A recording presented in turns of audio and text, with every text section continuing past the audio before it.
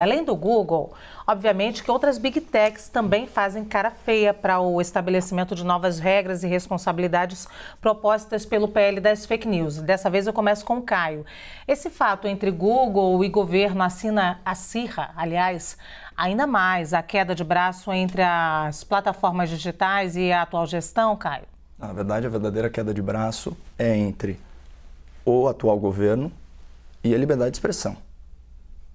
Então, na verdade, o Google está lá só atrapalhando aí, enfim, os delírios totalitários de um governo, né, que tem inspiração em ditaduras socialistas ao redor do mundo, que violam, né, os direitos e garantias fundamentais da sua população, né, sob pretexto de respeitar a autodeterminação de um povo que sequer pode criticar o governo de turno. Mas, enfim, eu prometi aqui que eu ia mostrar exemplos favoráveis ao PT que, na verdade, corroboram a ideia de que o algoritmo trabalha de forma automática. Essa é a questão em debate. Houve falha técnica ou foi uma manipulação de dados?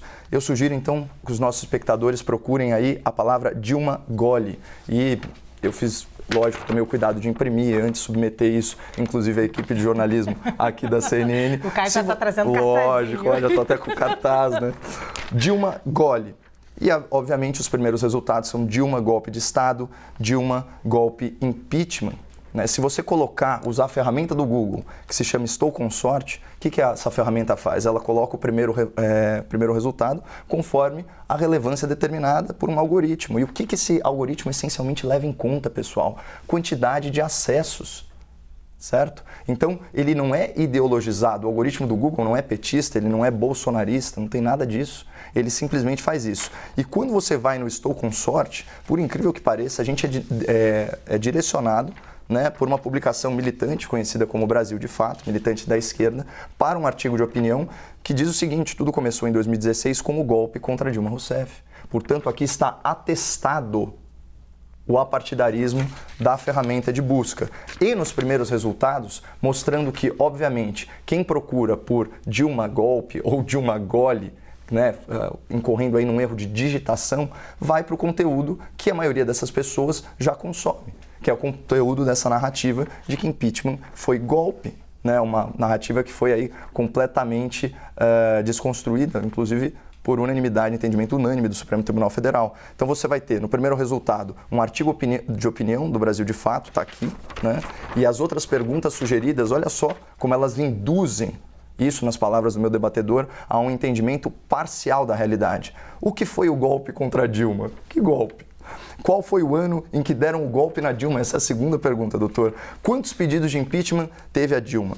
E aí depois um artigo da CUT, né, que é um braço sindical muito ligado aí ao lulopetismo, depois de 6 anos, ministro do SF admite Dilma foi vítima de golpe, o que na verdade não é uma distorção, né, de uma fala muito interpretada de forma muito criativa aí do ministro Luiz Roberto Barroso. Então, assim, só para mostrar que pau que bate em Chico também bate em Francisco, isso de certa forma desconstrói o que foi defendido aqui pelo meu debatedor. E só para deixar bem claro, de novo, em relação à minha fala pessoal, eu falei que o PT se comportou como organização criminosa quando esteve no poder. Generalização, se eu for usar aqui, é tão somente uma figura de linguagem, poderia ser inclusive uma metonímia, todo pela parte, e eu pego emprestado o argumento do próprio Zé Eduardo Cardoso, numa edição anterior, quando disse que, quando nós falamos o Congresso é corrupto, obviamente isso é uma crítica política, não se refere a todos os membros do Congresso, mas sim a uma parte deles. Muito bem, corroborando aqui com o que o Caio disse, quando você coloca Dilma Gole no buscador do Google, então aparece Dilma golpe de Estado e Dilma golpe ou impeachment. Aparecem essas opções, as duas unicamente.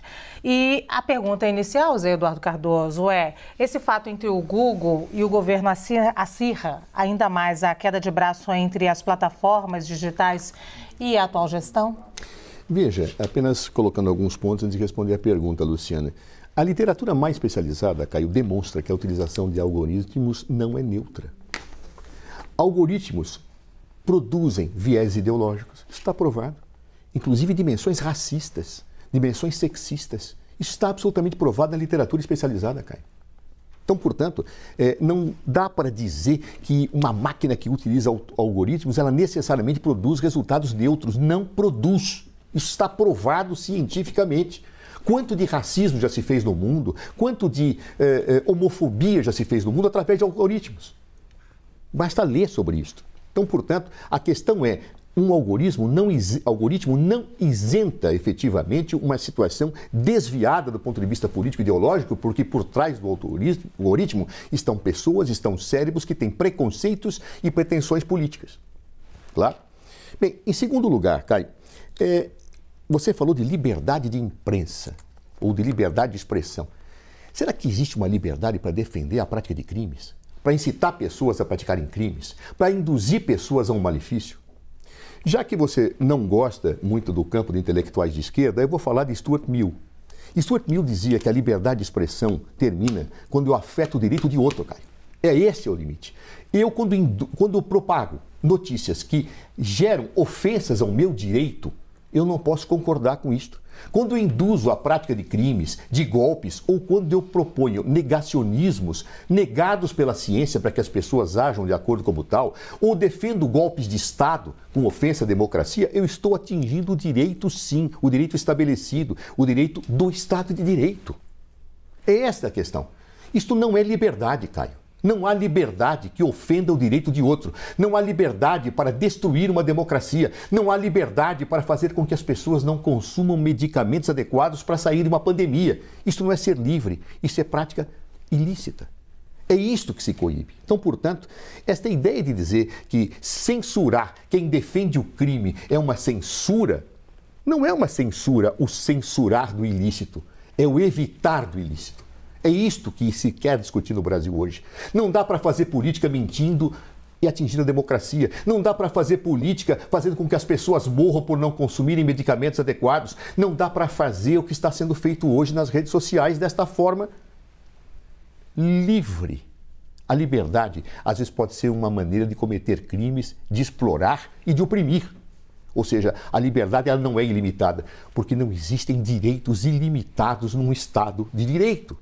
Essa é uma questão central e básica. E é isto que o Projeto de Fake News pretende discutir. Portanto, posso dizer também mais, Caio, é óbvio que Dilma e Gole gera golpe. Por quê? Porque era um assunto que efetivamente foi colocado e gera, como disse a Luciana, golpe ou não golpe. Eu defendi e fui até penalizado, ou tentou se penalizar isto, quando eu, como advogado, sendo absolutamente intangível, e aí, outro dia você mencionou isso e não tive tempo de dizer, os advogados, Caio, não podem ser atacados, porque a Constituição nos dá essa inviolabilidade quando utilizamos as palavras da nossa defesa. Não bastasse isso, a ciência política usa a palavra golpe para rotular qualquer afastamento de um governante eleito em desconformidade com a Constituição. E aquela era a tese de defesa e que hoje todo mundo praticamente reconhece. Aliás, a própria acusadora, no seu discurso final, falou: Dilma não está sendo afastada por esses crimes de responsabilidade, mas pelo conjunto da obra. Ou seja, isto tem nome e sobrenome: golpe de Estado. Por quê? Porque uma mulher eleita teve o seu mandato terminado, colocado por fora, para fora, sendo colocada para fora da presidência, sem o atendimento das normas constitucionais vigentes. Isso tem nome e sobrenome: golpe. Caio. Bom, só aí reiterando aí para a nossa audiência que é entendimento unânime do Supremo Tribunal Federal que o processo de impeachment não foi realizado em desconformidade com a Constituição brasileira. Sobre o algoritmo, a discussão aqui é se houve intenção da plataforma do Google ou se isso é simplesmente uma consequência natural de programação. E a programação pode sempre ser melhorada, tanto que na própria ferramenta aqui do Google tem denunciar previsões inadequadas. Portanto, a própria comunidade de usuários pode melhorar, né, essa ferramenta. Então, não se está discutindo isso. Agora, falar que um algoritmo cria preconceito, não. Ele, no máximo, reproduz o preconceito que já existe na sociedade. E a dúvida que eu deixo aí no tempo de resposta do debatedor é a seguinte: qual que é o direito lesionado ao se associar à figura de Lula com a corrupção? E aqui eu estendo, porque, segundo a reportagem do UOL, o problema de sugerir o termo corrupção ocorreu com outros nomes conferidos pela reportagem, como o presidente da Câmara, senhor Arthur Lira, PP, o deputado federal Aécio Neves, PSDB, os ex-presidentes Fernando Collor e Michel Temer, por exemplo. O que será que todos esses nomes têm em comum? Eu poderia citar que todos estão envolvidos em algum momento em escândalos de corrupção, sejam culpados ou não, mas o algoritmo reproduz esse fato. Zé Eduardo. Caio, você cometeu o equívoco que eu preciso reparar. O Supremo não disse isso que você disse. A decisão do Supremo sobre a relatoria do ministro Alexandre de Moraes, em que eu sou o advogado desse processo, diz o seguinte: o Supremo não pode entrar no mérito, porque isso é um juízo político do Supremo. Não disse que estava correta a aplicação da Constituição do caso. Me perdoe, eu te mando a sentença se você quiser ler depois com calma. Em segundo lugar, qual o direito ferido? Honra. Qual o direito ferido? Imagem. Honra, Caio, só defende quem a tem.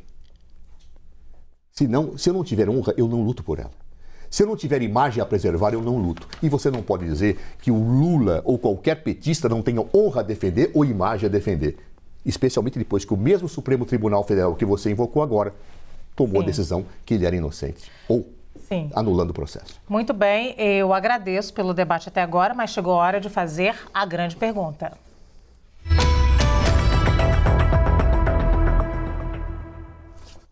A grande pergunta é o momento em que um debatedor tem a oportunidade de fazer um questionamento diretamente ao outro. A pergunta não tem um tempo determinado, mas a resposta tem que ser dada em até 1 minuto. Eu começo com o Zé Eduardo mais uma vez. Caio, voltando ao assunto do debate, você acha que uma pessoa que é associada à corrupção não tem direito a se insurgir contra esse tipo de situação, colocada numa rede social ou colocada num buscador? Você acha que defender a honra não é um direito? Defender a sua imagem pública não é um direito? Ou será que membros da esquerda não têm esse direito? Só os membros da direita? Eu acredito que reescrever o passado não seja um direito fundamental, doutor. É impossível. Todo mundo sabe da associação, aqui lato sensu, entre o governo do Partido dos Trabalhadores e escândalos bilionários de corrupção. O Petrolão, né, como você disse, tem a situação penal eivada de nulidades, né, como decretado aí pelo Supremo Tribunal Federal. Mas o que dizer, por exemplo, do Mensalão? O mesmo grupo político, é disso que a gente está falando. Você não pode reescrever o passado. Então, a reputação do partido segue aquela lógica da sabedoria popular. Quem faz fama, deita na cama. E foi isso que aconteceu com o Partido dos Trabalhadores, ou com setores do Partido dos Trabalhadores. Uma organização que teve seu presidente preso por corrupção, seus tesoureiros presos, seus marqueteiros presos, seus principais líderes políticos presos, deputados, senadores. É óbvio que a gente não pode reescrever o passado e o algoritmo simplesmente reflete essa realidade. Sim. Caio.